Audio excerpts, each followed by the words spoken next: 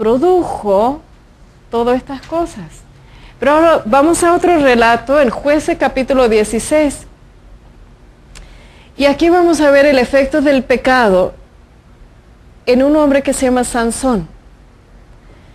Y vamos a entrar en el relato un poco después de que comenzó. Yo te recomendaría leer todo el relato de Sansón y Dalila. Pero vamos a tomarlo desde el momento del engaño donde Dalila le convence a confesar fuente de su fuerza, su cabello. Entonces Dalila, vamos a capítulo 16, versículo 19.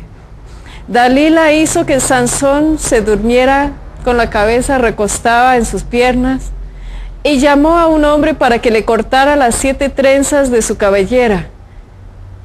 Luego ella comenzó a maltratarlo y le gritó: Sansón, te atacan los filisteos.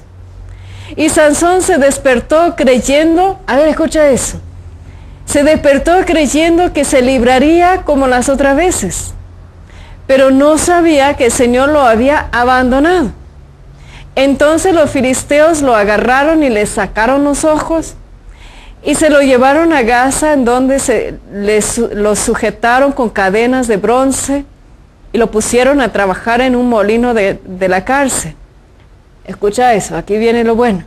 Sin embargo, su cabello empezó a crecerle de nuevo. Palabra de Dios.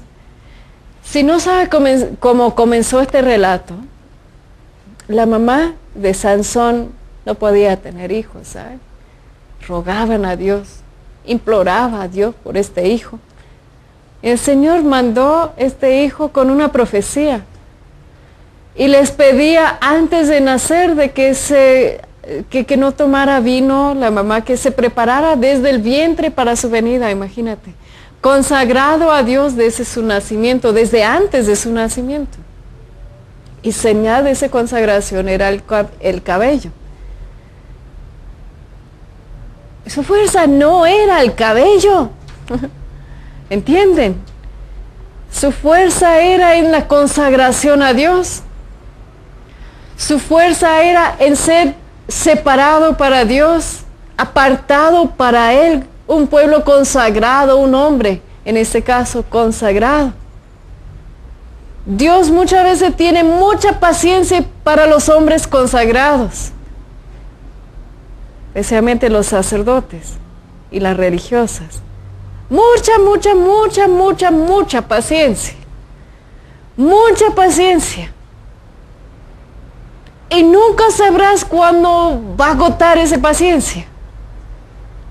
Pero se agotó en ese caso. Sansón creyó de que podía salir con las suyas por el tiempo que fuera necesario, que él quería, que no le importaba, que podía hacer lo que quería y que no iba a haber consecuencias. Y llegó el día que la paciencia de Dios se agotó y Sansón sufrió las consecuencias de su pecado, de haberse abandonado al pecado, de haberse caído en brazos de esta mujer, de haberse engañado, pero más que todo, más grave, de no saber el valor de su consagración a Dios, de desperdiciarlo, de echarlo en un saco roto, de tratar ese regalo tan grande como de poco valor, y sufrió las consecuencias. El discernimiento del sufrimiento. Tal vez estamos sufriendo por nuestros pecados. Vamos a ir a un corte. Dios invita a que reflexionemos en esa palabra, en ese ejemplo de Sansón. Y tal vez Él está diciendo, mi paciencia se está agotando. No es un castigo ni una amenaza, es una invitación de volver a Él. Vuelve a tu Dios. Y ahorita volvemos. Me haces templo de la Santa Trinidad. El discernimiento del sufrimiento. Pedimos la gracia de nuestro amado Dios en este día que quiere vernos liberados del sufrimiento, Pedimos la gracia de que nos abre esos ojos de fe, para que podamos comprender, podemos entender el porqué del sufrimiento. Podemos tener suficiente valentía para mirar nuestras vidas, diciendo, Señor, ilumíname, muéstrame cuáles son las cosas que yo necesito cambiar, cuáles son las cosas que yo debo perdonar, tanto de mí mismo como de otros. ¿En cuáles áreas, Señor, te estoy fallando? ¿Dónde es, Señor, que mis acciones o mi falta de acción puede ser? Te está provocando dolor y está provocando mi propio sufrimiento.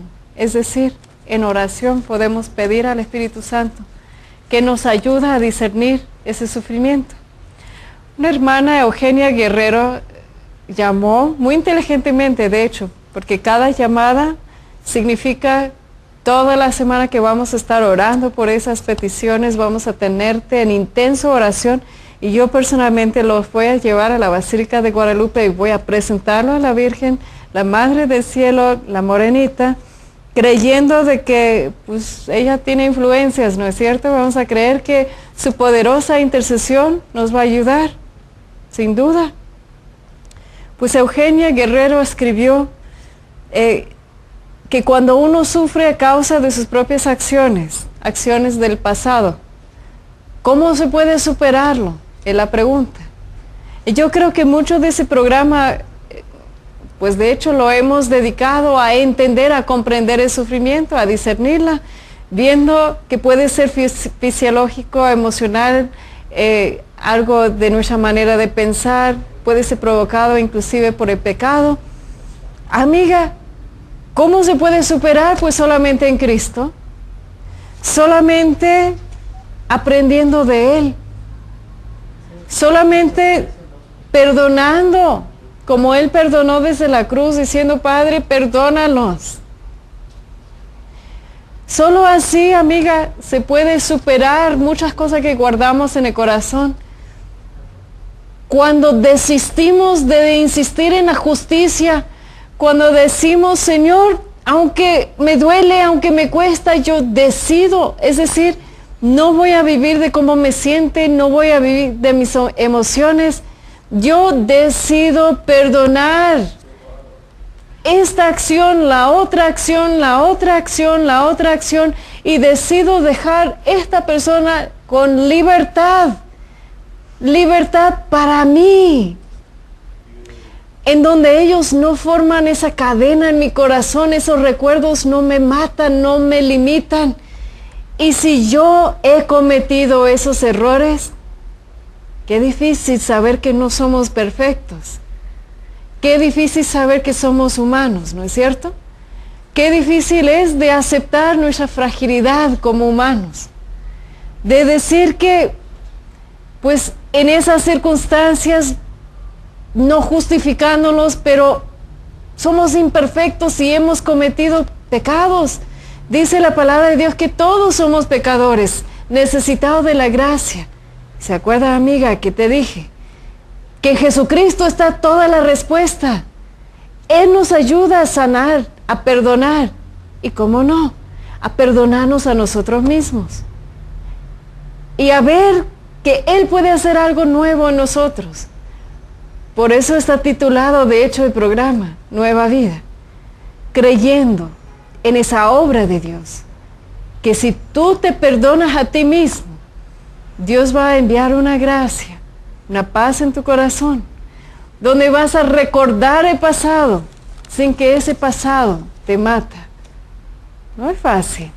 A veces es mucho más fácil ignorar el pasado.